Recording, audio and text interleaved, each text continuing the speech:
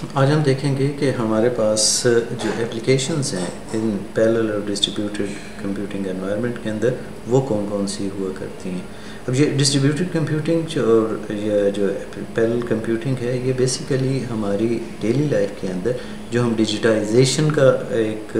हमारे पास चल रहा है कि हर चीज़ चाहे वो गवर्नमेंट के डिफरेंट फंक्शंस हों, मिनिस्ट्रीज़ हों, या आपके पास हेल्थ के डिफरेंट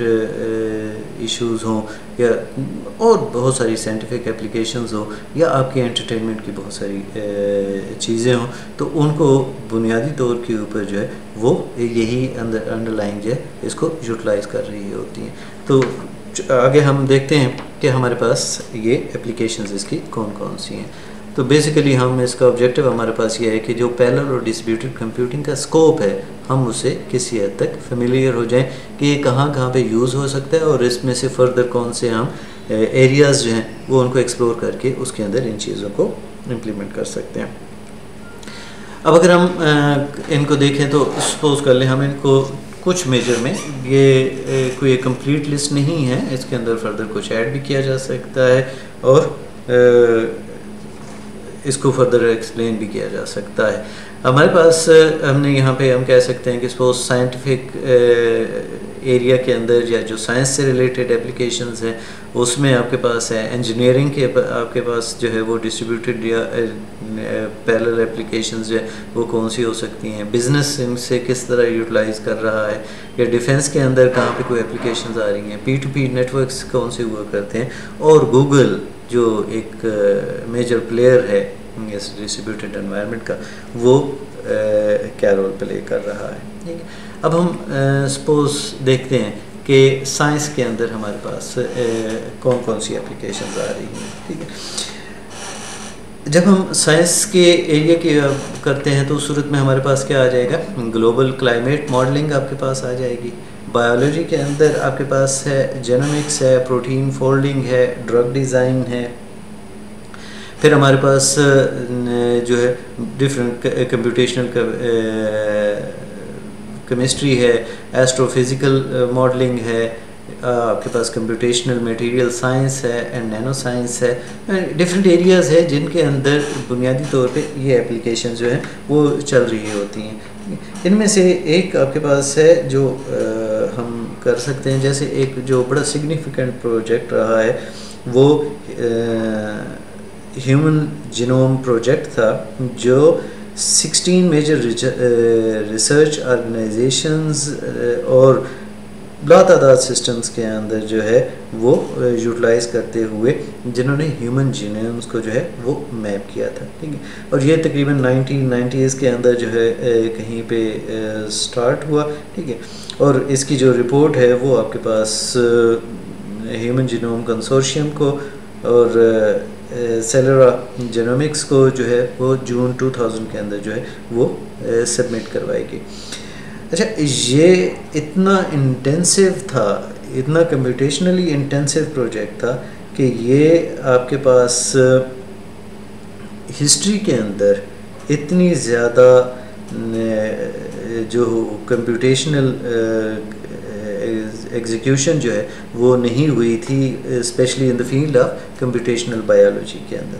तो अगर आपके पास ये जो आपकी डिस्ट्रीब्यूटेड कंप्यूटिंग जो है वो ना अवेलेबल होती तो हो सकता है कि ये वाला प्रोजेक्ट जो है वो भी पॉसिबल ना होता, और इस प्रोजेक्ट की वजह से जो आपकी एक ब्रेक थ्रू मिला है आपको जीनोम के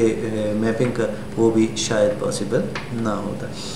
नेक्स्ट हमारे पास आ जाता है कि इंजीनियरिंग की फील्ड्स के अंदर, तो उस सूरत में आपकी डिस्ट्रीब्यूटेड एनवायरनमेंट के अंदर जो है जो सेमीकंडक्टर डिज़ाइंस हैं, फिर आपके पास ये अर्थक्वेक एंड स्ट्रक्चरल मॉडलिंग है, वो आपके पास जो सिमुलेशंस आप एग्जीक्यूट कर रहे होते हैं डिस्ट्रीब्यूटेड एनवायरनमेंट के अंदर, और मल्टीपल लोकेशंस के अंदर बैठे हुए लोग जो है वो उसको डिस्कस करते हुए और उसको इम्प्रूव कर सकते हैं। कंप्यूटेशन फ्लूइड डायनेमिक्स हैं, जैसे एयरप्लेन डिज़ाइन का है। ठीक है, फिर आपके पास कंबस्शंस है, इंजन डिज़ाइन आपके पास आ जाता है, और फिर आपके पास क्रैश सिमुलेशंस आपके पास आ जाती हैं। तो डिफरेंट जो इंजीनियरिंग से रिलेटेड भी एप्लीकेशंस हैं वो अवेलेबल हैं, और वो इसी डिस्ट्रीब्यूटेड एनवायरनमेंट के यूटिलाइज करते हुए जो है डिफरेंट आपकी जो इम्प्रूवमेंट्स हैं डिज़ाइंस के अंदर, स्ट्रक्चर्स के अंदर, वो प्रोवाइड कर रहे होते हैं। फिर हम देखते हैं हमारे पास जो बिज़नेस के अंदर आपके पास आ जाती हैं, तो बिज़नेस के अंदर जो है फाइनेंशियल एंड इकोनॉमिक मॉडलिंग है, ट्रांजैक्शन प्रोसेसिंग है, वेब सर्विसेज है, सर्च इंजन्स हैं, जैसे ऑनलाइन बैंकिंग आपके पास आ जाए, ठीक है। आपके लिए जो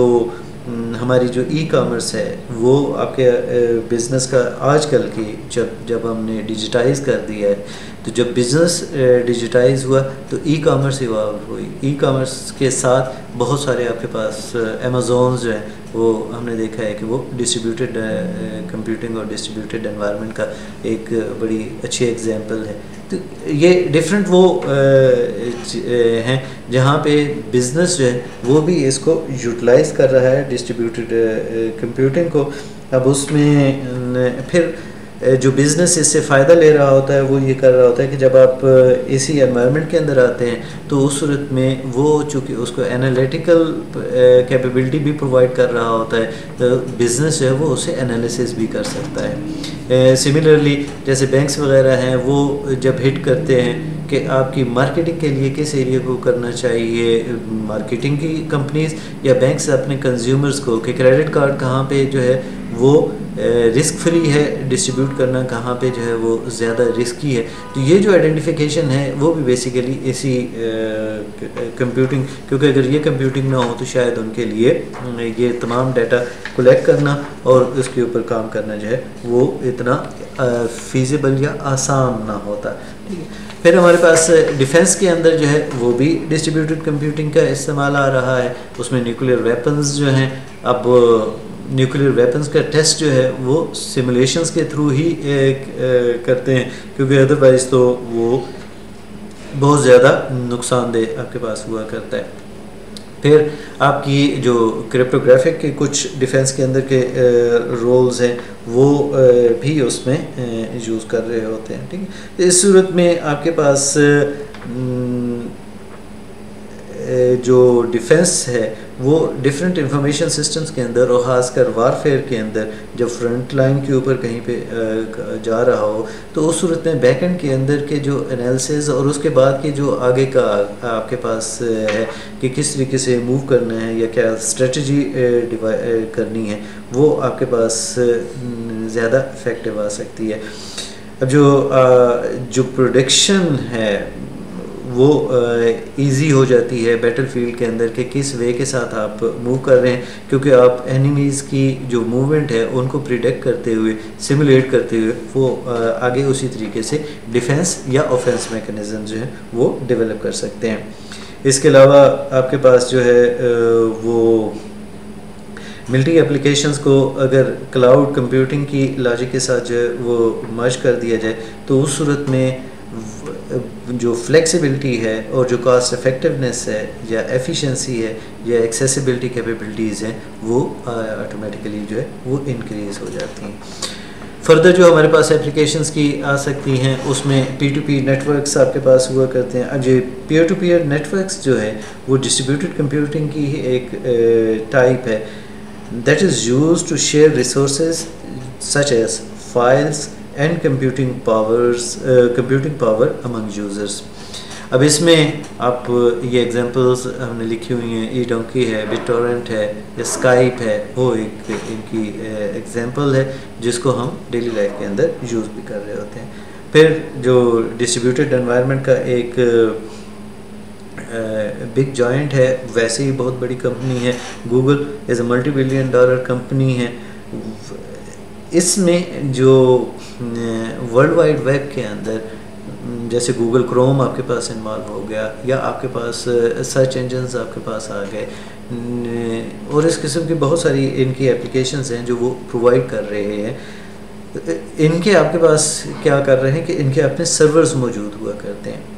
अब जो गूगल सर्च इंजन है वो बेसिकली उन मशीन्स के थ्रू आपके पास कर रहा होता है और वो डिफरेंट लोकेशंस के ऊपर, डिफरेंट क्लस्टर्स के फार्म के अंदर मौजूद हुआ करते हैं, जिनकी बेस के ऊपर वो आपको इतना एफिशिएंटली जो है वो प्रोवाइड कर रहा होता है। ठीक है, अब ये सारे के सारे डिस्ट्रीब्यूटेड एनवायरनमेंट के अंदर पड़ा हुआ है, तो इट मीन्स कि गूगल की जो एप्स की या जो फंक्शंस की या सॉफ्टवेयर्स की जो एफिशिएंसी है या जो परफॉर्मेंस के अंदर की इम्प्रूवमेंट है वो किस वजह से, क्योंकि वो बेस कर रहे होते हैं डिस्ट्रीब्यूटेड कंप्यूटिंग के अंदर। और उस सूरत में वो आपके पास जो है आपको बड़ा इजीली और आसानी के साथ जो है वो डिफरेंट इंफॉर्मेशन जो है वो प्रोवाइड कर रहे होते हैं।